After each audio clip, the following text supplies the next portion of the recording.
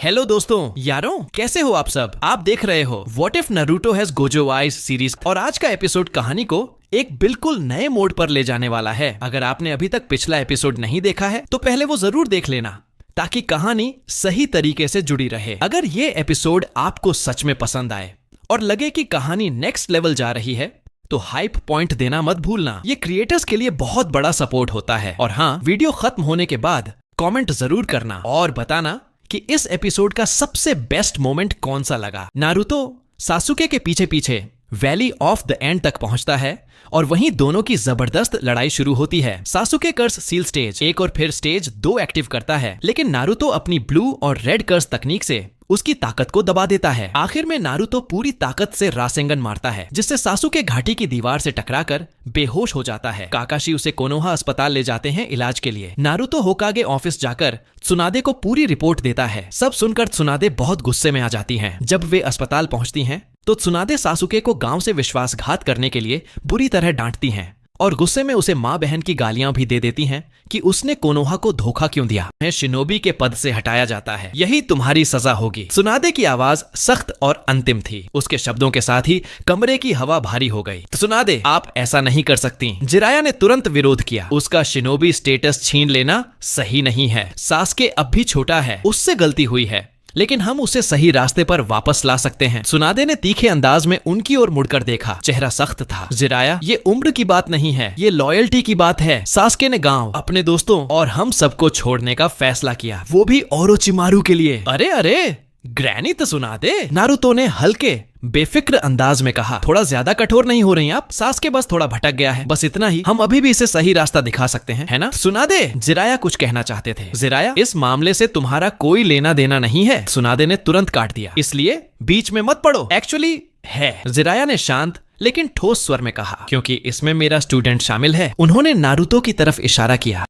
और जहां मेरा स्टूडेंट होगा वहां मैं भी रहूंगा। फिर उनकी नजर सासुके पर टिक गई। सासुके, तुम्हें पावर चाहिए, है ना? कुछ पल रुककर वह बोले, अगर यही बात है तो मैं तुम्हारी मदद करूंगा। तुम्हें जितना पावरफुल बनना है उतना बनाऊंगा, खुद ट्रेन करूंगा। उन्होंने सीधे उसकी ओर देखते हुए पूछा, क्या कहते हो सासुके?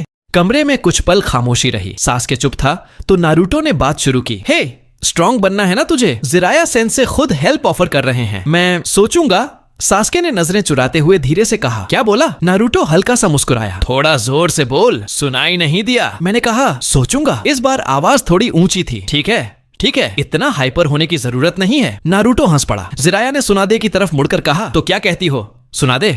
मुझ पर भरोसा रख सकती हो, मैं इसका ध्यान रखूंगा। अब ऐसी कोई गलती दोबारा नहीं होगी। I promise darling. त्सुनादे ने गहरी सांस ली। फाइन, लेकिन सासुके, इसे अपना लास्ट चांस समझो। अगर फिर से कोई गलती की तो इस बार पनिशमेंट में कोई नरमी नहीं मिलेगी। इतना कहकर वो कमरे से बाहर चली गईं। बम्पर ऑफर अभी भी है, कल सुबह तक डिसाइड करके बता देना आ रहे हो या नहीं। वही तुम्हारी फाइनल डेडलाइन है और बाद में कोई रिफंड नहीं मिलेगा, जिराया ने कहा और वो भी बाहर निकल गए। नारुतो ने फिर सासुके की तरफ देखते हुए कहा, अब जब सब ठीक हो गया है और तुम वापस आ गए हो तो उन लोगों से सॉरी बोलना तो बनता है जिन्होंने तुम्हें वापस लाने के लिए अपनी जान लगा दी थी। स्पेशली शिकामारू और किबा तुम्हें वापस लाने में दोनों बुरी तरह घायल हुए थे, याद है ना? सासुके ने बस हल्का सा सिर हिलाया और बेड से उठ खड़ा हुआ। कुछ ही देर में नारुतो, सासुके और साकुरा साथ में शिकामारू और किबा से मिलने गए, जहां उसने चुपचाप उनसे माफी मांगी। उसके बाद नारुतो ने सबको गुड बाय कहा और अपने नए अपार्टमेंट की तरफ लौट गया, जो जरूरत पड़ने पर सेफ हाउस की तरह भी इस्तेमाल हो सकता था। अगले दिन नारुतो और साकुरा होकागे ऑफिस पहुंचे, जहां जिराया और सासुके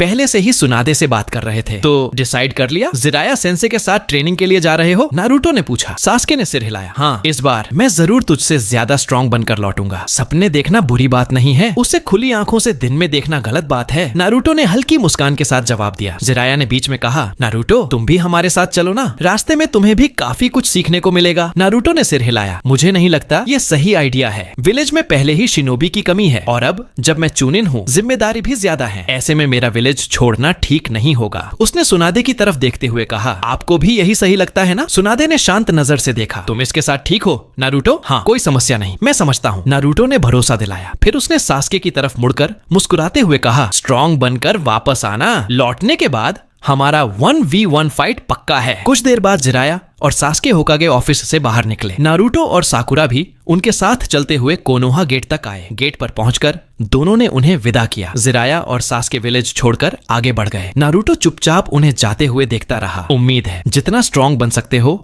उतना बनकर लौटो, उसने मन ही मन सोचा। साकुरा के साथ विलेज की ओर लौटते हुए उसके चेहरे पर हल्की मुस्कान थी। उसे पता था अगली मुलाकात अब काफी समय बाद होने वाली है और इसी के साथ 2 साल से थोड़ा ज्यादा समय बीत चुका था। अब नारुतो एक स्ट्राइकिंग डार्क ग्रीन और ब्लैक ट्रैक सूट में नजर आ रहा था, साथ में स्टर्डी ब्लैक निंजा बूट्स। कद भी पहले से काफी बढ़ चुका था। इन 2 सालों में नारुतो रोजाना की ट्रेनिंग, मिशंस और जोनिन की रिस्पॉन्सिबिलिटीज संभालने में लगा हुआ था। उसकी रूटीन लगभग वही थी, सुबह ट्रेनिंग, दिन में मिशंस और बाकी समय खुद को और बेहतर बनाने में। इसी बीच Hinata, किबा, sakura, Shikamaru, Ino, Choji, Shino, Neji, टेंटेन और रॉकली एक जगह इकट्ठा हुए। सब मिलकर नारुतो के बर्थडे सरप्राइज की प्लानिंग कर रहे थे, क्योंकि कल उसका बर्थडे था। अगले दिन पूरा दिन लगभग ऐसे ही बीत गया। नारुतो ज्यादातर समय ट्रेनिंग और बाकी कामों में बिजी रहा। ट्रेनिंग खत्म करने के बाद वो सीधे अपने घर लौट आया। तभी कारिन उसे बुलाने आई। अर्जेंट है, जल्दी चलो, उसने जल्दी जल्दी कहा। नारुतो पूरी तरह कंफ्यूज्ड था। उसे समझ ही नहीं आ रहा था कि आखिर हो क्या रहा है। लेकिन कारिन उसे अपने पुराने घर की तरफ ले गई और दरवाजे के सामने रुककर बोली, जाकर दरवाजा खोलो, सब समझ आ जाएगा।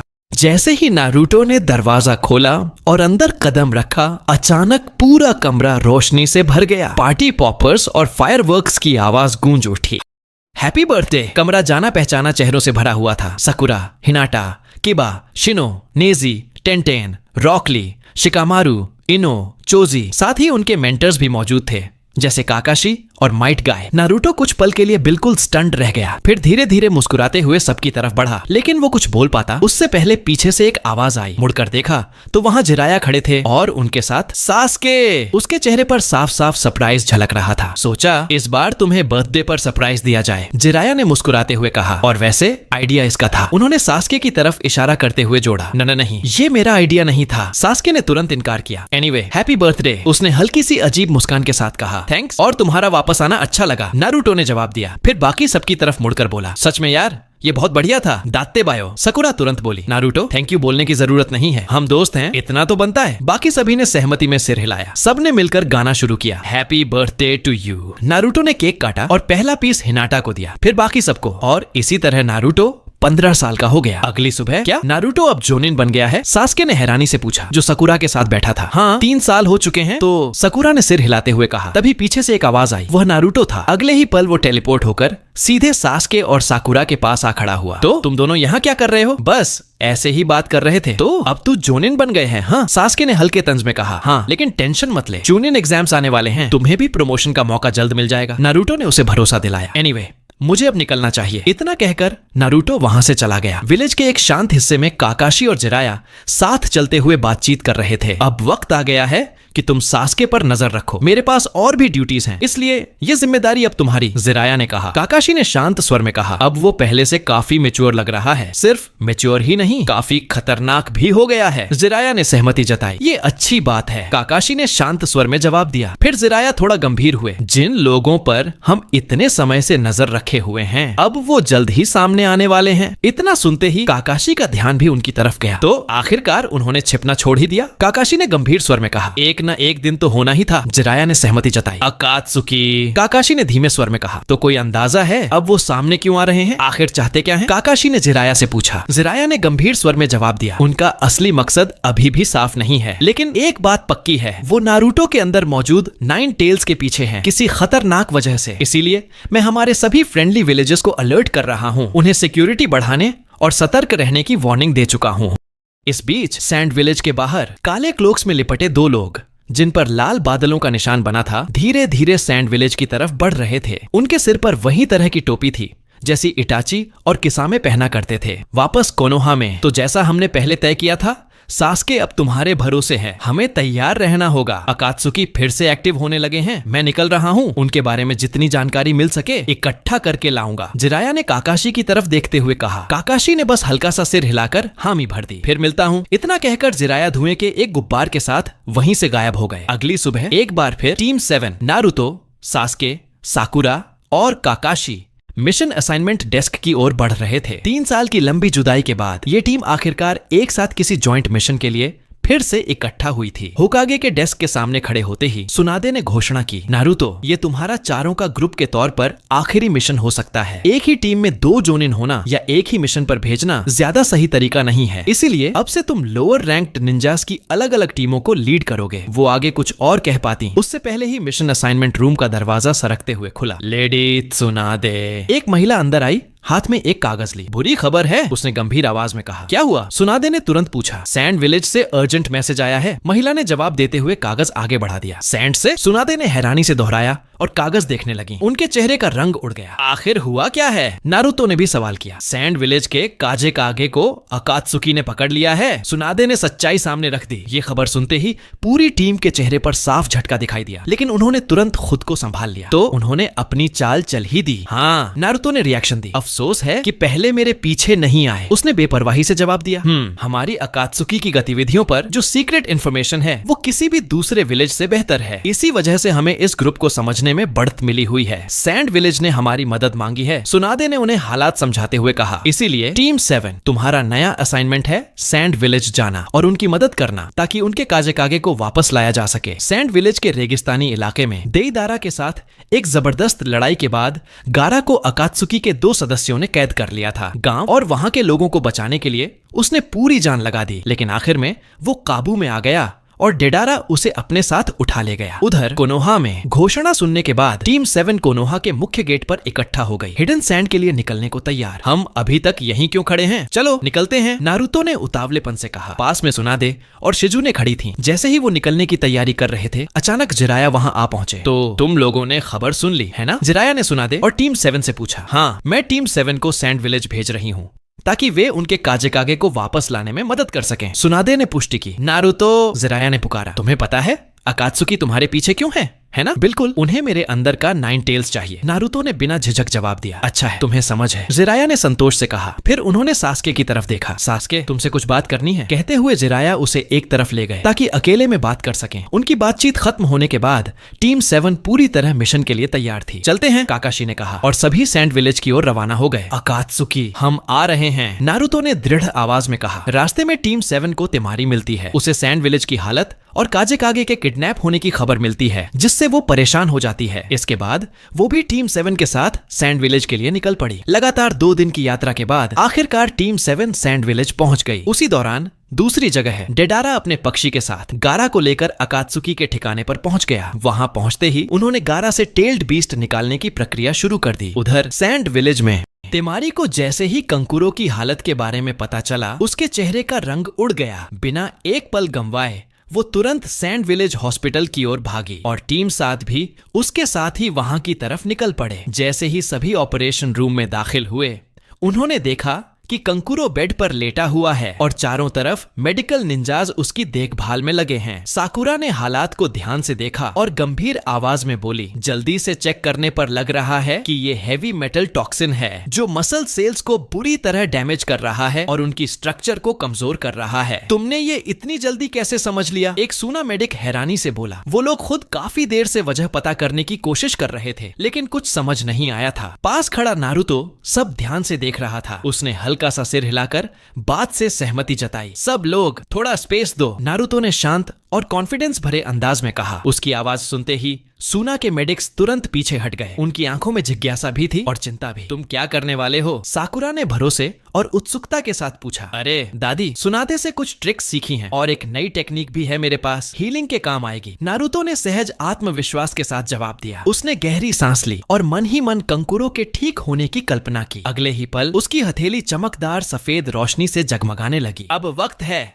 सब ठीक करने का, उसने कहा और अपना हाथ कंकुरो की छाती पर रख दिया। तुरंत हीलिंग एनर्जी की एक तेज लहर उसके शरीर में दौड़ गई। शुरू में कुछ खास होता नहीं दिखा, लेकिन फिर धीरे धीरे नारुतो के हाथ से निकलती हल्की रोशनी कंकुरो की नसों में फैलने लगी। साफ दिखाई दे रहा था कि जहर पीछे हट रहा है और मसल टिश्यू से बाहर निकल रहा है। कमरे में गहरी खामोशी छा गई। हर कोई हैरानी से देख रहा था कि नारुतो क्या कर रहा है। कुछ देर बाद रोशनी धीमी पड़ गई और वो पीछे हट गया। अब साफ था, जर पूरी तरह न्यूट्रलाइज हो चुका था। हो गया, पॉइजन बाहर निकाल दिया और डैमेज भी लगभग 95% तक ठीक कर दिया है। थोड़ी देर में उठ जाएगा, उसका चाकरा बस एडजस्ट हो रहा है, नारुतो ने कैजुअल अंदाज में कहा। सैंड विलेज के मेडिकल निंजास के चेहरे पर साफ हैरानी थी। जिस समस्या से वो कई दिनों से जूझ रहे थे, उसे नारुतो ने कुछ ही पलों में हल कर दिया था। नारुतो ने साकुरा के चेहरे पर उलझन और मेडिक्स की हैरानी देखकर मुस्कुराते हुए कहा, सोच रही हो मैंने ये कैसे किया? हल्की सी मुस्कुराहट के साथ वो आगे बोला, बस इतना समझ लो, ये नामिकाजे क्लैन की एक खास जुत्सु है जिसे रिवर्स कर्स्ट टेक्निक कहते हैं। एक हीलिंग टाइप जुत्सु है और हमारे क्लैन की स्पेशल टेक्निक्स में से एक। इसे मैंने खुद थोड़ा मॉडिफाई किया है। पहले सिर्फ सेल्फ हीलिंग के लिए थी, लेकिन अब दूसरों पर भी यूज करने लायक बना दिया है। अभी पूरी तरह परफेक्ट नहीं हुई, इसलिए बाकी डिटेल्स फिलहाल मेरे पास ही रहने दो। तभी एक सुना शिनोबी भागता हुआ अंदर आया और एक स्क्रॉल बाकी को थमा दिया। बाकी ने वो स्क्रॉल आगे बढ़ाकर काकाशी को दे दिया। हाइडन लीफ के होकागे की तरफ से है, उसने बताया। काकाशी ने स्क्रॉल खोला और ध्यान से पढ़ने लगे। लेडी सुनादे बैकअप के लिए गाय की टीम भेज रही हैं। उन्होंने जोर से पढ़कर सुनाया। नाइस, नारुतो ने आराम से कहा। तभी कमरे से साकुरा बाहर आई, चेहरे पर साफ उत्साह था। कंकुरो होश में आ गया, उसने बताया। ये सुनते ही सब अंदर की ओर बढ़ गए। कंकुरो ने धीरे धीरे आंखें खोली और उठने की कोशिश की। हम अभी पूरी तरह ठीक होने में थोड़ा वक्त लगेगा, नारुतो ने हल्की मुस्कान के साथ कहा। क्या तुम हमें उस जगह तक ले जा सकते हो जहाँ तुम्हारी अकात्सुकी से लड़ाई हुई थी? मेरी ट्रैकिंग काफी शार्प है, कोई भी हल्की सेंट हमें उनके पास पहुंचा सकती है, काकाशी ने शांत आवाज में पूछा। कंकुरो ने बताया कि अकात्सुकी तक पहुंचने के लिए ट्रैकिंग की जरूरत नहीं पड़ेगी क्योंकि उसके पुप्स वापस मिल गए हैं। उसने लड़ाई के दौरान दुश्मन के कपड़े का एक टुकड़ा संभाल कर रख लिया था जो अब उन्हें अकात्सुकी तक पहुंचने में मदद कर सकता है। कपड़े के टुकड़े को ध्यान से देखते हुए काकाशी बोले, लगता है यही हमें उस अकात्सुकी तक पहुंचाने का रास्ता देगा। परफेक्ट, अब बस स्मेल पकड़कर सीधे उनके पीछे लगना है, सास्के ने कहा। काकाशी ने समनिंग जुत्सु से निंजा डॉग्स बुलाए और उन्हें कपड़े का टुकड़ा देकर अकात्सुकी की डायरेक्शन ट्रैक करने का काम सौंपा। डॉग्स तुरंत स्मेल पकड़कर उनकी तलाश में निकल पड़े। अब क्या प्लान है? सास्के ने पूछा। फिलहाल इंतजार करेंगे जब तक निंजा डॉग्स उनका ठिकाना नहीं ढूंढ लेते, तब तक थोड़ा आराम कर लेते हैं। यहाँ पहुँचने में 3 दिन लग गए हैं, काकाशी ने सुझाव दिया। टीम 7 ने भी सहमति में सिर हिला दिया। नारुतो, कंकुरो ने आवाज दी। नारुतो उसकी तरफ मुड़ा। मुझसे वादा करो मेरे छोटे भाई को वापस ले आओगे, कंकुरो ने धीमी लेकिन गंभीर आवाज में कहा। एक पल के लिए नारुतो चौंका, फिर हल्की मुस्कान के साथ बोला, टेंशन मत ले, हम उसे जरूर वापस लाएंगे। उधर लंबी तलाश के बाद पक्कुन ने आखिरकार अकात्सुकी के ठिकाने का पता लगा लिया। वो लोग यहीं अंदर हैं, उसने खुद से कहा। अगर और पास गया तो पकड़ा जा सकता हूँ। इसके बाद वो तुरंत सैंड विलेज की तरफ लौट पड़ा ताकि काकाशी और टीम 7 को अकात्सुकी की लोकेशन बता सके। वहीं अकात्सुकी के हाइडआउट के अंदर गारा से वन टेल्स निकालने की प्रक्रिया जारी थी। अगले दिन पक्का वही उनका ठिकाना है? काकाशी ने पक्कुन से पूछा। काफी हद तक यकीन है, गारा की सेंट भी वहीं से आ रही थी, पक्कुन ने पुष्टि की। समझ गया, एक और काम है, काकाशी ने कहा। गाय की टीम रास्ते में है, उन्हें ढूंढकर सीधे उस हाइडआउट तक ले जाना। तभी नारुतो कमरे में आया। जैसा सोचा था, पक्कुन यहीं है। लोकेशन मिल गई? उसने पूछा। हाँ, काकाशी ने जवाब दिया और पक्कुन को कहा, अब जाओ। आदेश मिलते ही पक्कुन तुरंत निकल पड़ा। ठीक है, अब हम भी चलते हैं, नारुतो ने जोश में कहा। कुछ समय बाद टीम 7 और चियोसेंट विलेज के गेट के बाहर खड़े थे। ठीक है, अब हम यहाँ से खुद ही निकलते हैं, काकाशी ने कहा। नारुतो, साकुरा ने पुकारा। एक बात पूछूं, तुम्हें क्या लगता है अकात्सुकी कब से तुम्हारे पीछे है? जहाँ तक मुझे पता है, काफी समय से, नारुतो ने जवाब दिया। जब मैं और जिराया त्सुनादे को ढूंढने निकले थे, तब मेरी मुलाकात अकात्सुकी के 2 मेंबर से हुई थी। एक का नाम किसामे था और दूसरा, वो बोलते बोलते सास्के की तरफ देखने लगा, इटाची उचिहा। सास्के ने खुद ही कहा, मुझे जल्दी पहुंचना होगा, शायद आज ही बदला लेने का दिन हो। उसने मन ही मन सोचा, अब भी वही है। इटाची का नाम सुनते ही गर्म हो जाता है, नारुतो ने मन में सोचा। फिर वो बोला, असल में जब मैं रिसर्च स्क्वाड के साथ था, तब हमें पता चला था कि अकात्सुकी टेल्ड बीस्ट्स के जिनचुरिकी के पीछे है, लेकिन उनका असली मकसद अभी भी साफ नहीं है। कुछ पल के लिए सब खामोश हो गए और चलते रहे। उस घटना को 3 साल हो गए जब वो दोनों अकात्सुकी मेंबर्स विलेज में नारुतो के पीछे आए थे। उसके बाद 3 साल तक उन्होंने कोई हरकत नहीं की और अब फिर से लौट आए हैं। काकाशी ने खामोशी तोड़ी। तुम्हें क्या लगता है उन्होंने इतना इंतजार क्यों किया? साकुरा ने पूछा।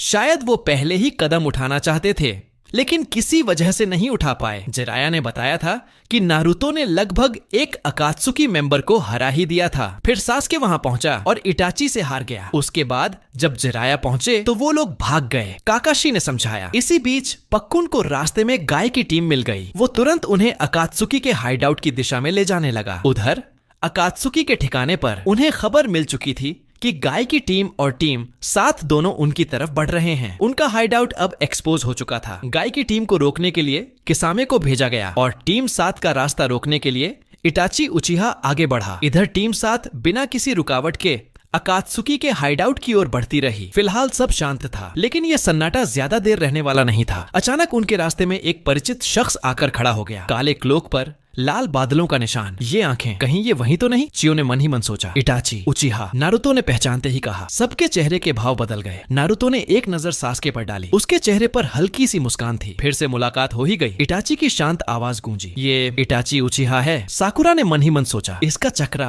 पिछली बार से काफी अलग लग रहा है। नारुतो ने महसूस किया। उधर रेगिस्तान में टीम गाय का रास्ता मिस्ट सोर्ड्समैन के सामने ने रोक लिया। कमाल है, इसका चक्रा लेवल हद से ज्यादा है। इतना चक्रा तो मैंने सिर्फ नारुतो में देखा है, नेजी ने हैरानी से कहा। इधर टीम 7 का सामना सीधे इटाची उचिहा से हो चुका था। इसका चक्रा उम्मीद से काफी कम है। कहीं मैं गलत तो नहीं देख रहा? इटाची जैसा शिनोबी इतना कम चक्रा, अजीब है। नारुतो ने मन ही मन सोचा। ओह, तो यही है जिसने अपने ही क्लैन का सफाया किया था, चियो ने कहा। काकाशी, नारुतो, सास्के, काफी समय हो गया, इटाची ने शांत स्वर में कहा। टाइमिंग तो तुम्हारी बिल्कुल सही है, मुझे भी काफी समय से लड़ने का मन था, सास्के ने तीखे अंदाज में जवाब दिया। तुम भी यहाँ हो, तुम्हें यहाँ देखने की उम्मीद नहीं थी छोटे भाई, इटाची ने कहा। इसका चक्रा कम है। अगर मैं गलत नहीं हूँ तो ये इटाची का क्लोन है। अगर ये क्लोन है तो साफ है कि ये लोग समय खींच रहे हैं। मतलब टेल्ड बीस्ट निकालने की प्रक्रिया अभी भी चल रही है। सास्के जरूर इससे लड़ना चाहेगा, लेकिन अभी हमारे पास वक्त बर्बाद करने का मौका नहीं है। अब क्या करें? नारुतो ने मन ही मन सोचा।